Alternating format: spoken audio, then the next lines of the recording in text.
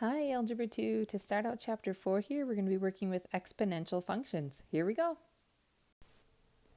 Exponential growth is looking at things that change, like double or triple or quadruple or get cut in half every year or even every minute or every hour or something like that. We can model it with an exponential function. And in an exponential function, this is kind of our basic exponential function right here. You're going to have your a value, which is your initial value. So what did you start with? Did you start with 100 or 1? B is going to be the rate of growth or decay. If the function is growing, that b value is going to be greater than 1. If the function is becoming smaller or decaying, we call it, that b value, that rate of growth, is going to be between 0 and 1.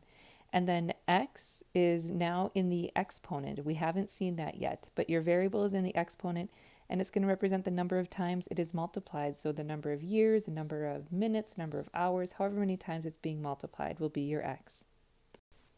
Here we're showing the graph of the function f of x equals 2 to the x power, which means it's doubling each time. You can see on your points here, and you can see in the table down here, it is doubling every time that the x value increases by 1. And I just wrote a side note over here. When we first started the year with linear functions, they had a constant difference, meaning that I would be adding or subtracting the same thing each time. With exponential functions, now they have a constant multiplier, which is that 2. In this case, it means it's doubling every time. Back up to the graph, the domain of the graph is going to be all real numbers. Our x values can be anything. The range is going to be y values that are greater than 0. Because if you notice on the graph here, the red line will never go below the x-axis. Your y values are always going to be greater than 0. On the last slide, we notice that the graph will never touch or cross the x-axis here.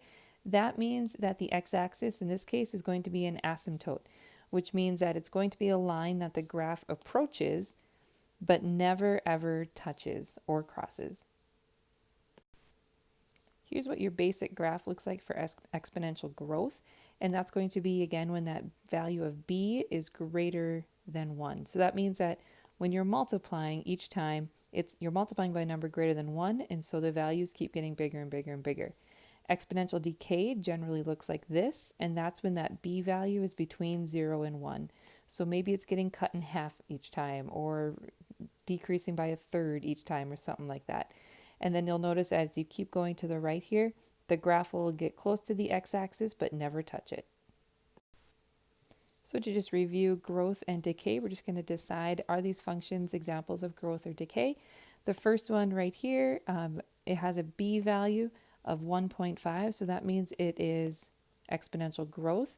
If you're wondering what the a value is here, it would just be 1, but since it's multiplying by 1, we don't write it. The next function is an example of exponential growth. Here's our b value. You're multiplying by 1.05 each time. That's bigger than 1. So the function will be getting larger as your x values get larger. In the next function, the value of b right here is less than 1. And so this is going to be an example of exponential decay. And in this example, it means that you're going to take a 30, multiplying it by 0.8 each time. So that's going to make the value smaller. The last one here is also an example of exponential decay because your value of b is less than 1. So this means that you're going to start with 10 and you're multiplying it by 3/4 each time, which is going to make it keep getting smaller.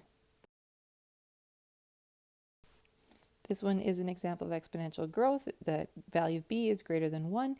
This also right here means that 100 is what we're starting with as our initial value, which means that that is going to be your y-intercept right there. And if you find some points here to plot and you evaluate that, you plot those points and you're going to start to see that curve.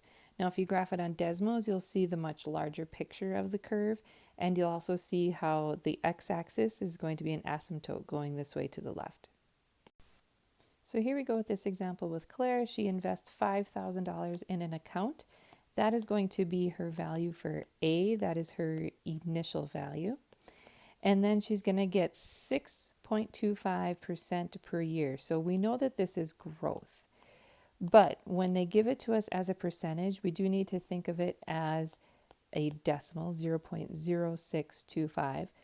But we also know that because it's growth, this rate that we're multiplying by needs to be greater than 0. So what happens is that if it's growth and you give it a percent like this, you're just going to add 1 to it, because now it's going to make it increase by the 6.25% each year.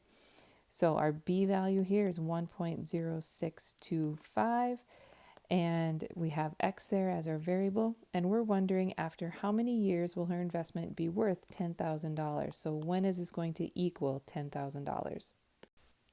So I've graphed my function here on Desmos. Notice that I do not have the part that says 10,000 equals, because then it starts to look a little confusing on the graph. But here is my whole graph. I am starting to look at where does it end up equaling $10,000, and I'm seeing it somewhere out here like 11.4, 11.5. I did convert the function to a table, and I did enter 11.4 and 11.5 in there, and so I can see that at 11 and a half years I have now crossed the line into $10,000. So it's going to take her, and 1 decimal is fine when you're doing these, but it's going to take her 11 and a half years. If her interest only gets paid once a year, then she'll have to wait till 12 years. In this problem, we have a population of humpback whales. It was at 350, so that is our initial value. And then it increased, so we know it's growth, at a rate of 14%. Now, as a decimal, that's 0.14, but it's growth, so we need to add 1 to that.